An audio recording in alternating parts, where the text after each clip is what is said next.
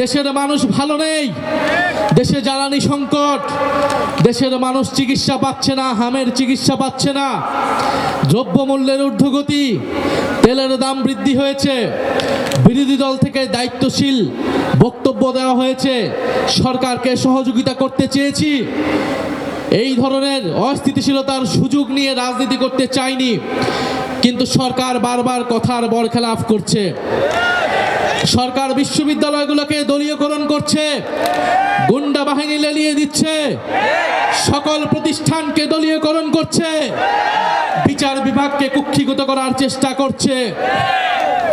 বাংলাদেশের জনগণ, বাংলাদেশের ধর্মপ্রাণ দেশপ্রেমিক মানুষ এই নতুন করে জেগে ওঠা স্বৈরতন্ত্র, পুরনো বন্দোবস্ত, পুরনো সংস্কৃতিকে যারা টিকিয়ে রাখতে চায় তাদেরকে কোনোভাবেই প্রশ্রয় দেবে না।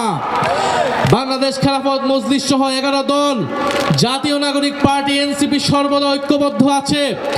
আপনাদের প্রতি আহ্বান থাকবে, গণভোটের গণরায় বাস্তবায়নের জন্য আমরা সকলে ঐক্যবদ্ধভাবে রাজপথের এই সংগ্রাম চালিয়ে যাব, যতক্ষণ না সরকার গণভোটের গণরায় বাস্তবায়ন করতে ইচ্ছুক হয়। আর সরকার যদি গায়ের জোরে, 2/3 জোরে গণভোটের গণরায়কে উপেক্ষা করে, তবে তার পরিণতিও পুরনো ফ্যাসিবাদীদের কায়দায় হতে হবে। ফলে এই হুঁশিয়ারি আমরা দিতে চাই, কিন্তু আমরা চাই দেশে স্থিতিশীলভাবে এই দেশের সমস্যার সমাধান হোক। সরকার যত দ্রুত গণরায় মেনে নেবে তত দ্রুত সরকারের জন্য মঙ্গল, দেশের জন্য মঙ্গল। আজকের এই সমাবেশে যারা উপস্থিত হয়েছেন তাদেরকে ধন্যবাদ জানাচ্ছি। আসসালামু আলাইকুম।